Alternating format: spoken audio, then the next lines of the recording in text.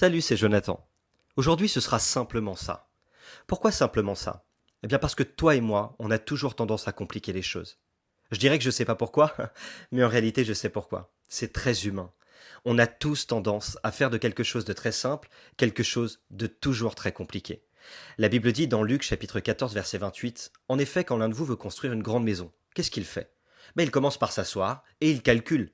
Combien est-ce que ça va coûter? Est-ce que j'ai assez d'argent pour aller jusqu'au bout? En fait, c'est très simple.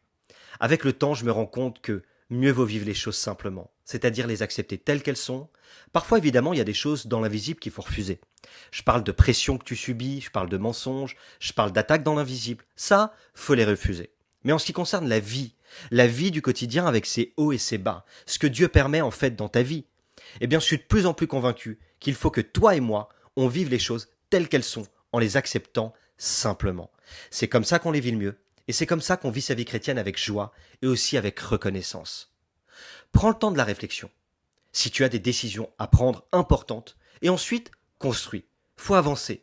Savoir prendre des décisions et croire que Dieu a mis en toi un esprit de sagesse, de révélation et d'intelligence, ce qui va te permettre, quand même parfois t'as pas de mot de Dieu ou que Dieu ne t'a pas révélé clairement ce qu'il faut faire, tu sauras, grâce au Saint-Esprit, les décisions que tu as à prendre pas à pas, afin d'aller dans la bonne direction.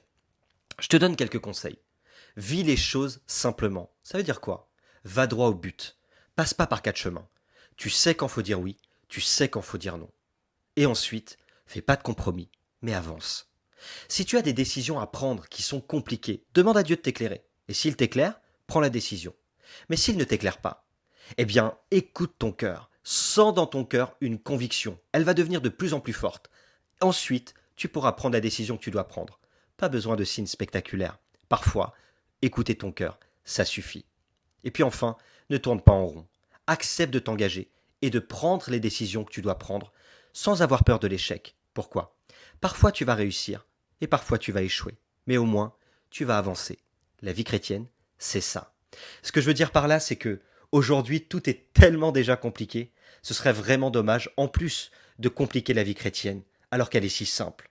Évidemment, je minimise pas. Il y a des saisons très compliquées. Mais la vie chrétienne en elle-même n'est pas compliquée.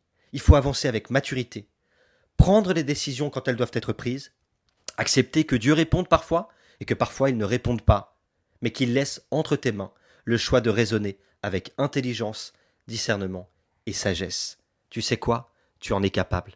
Dieu a mis son potentiel en toi.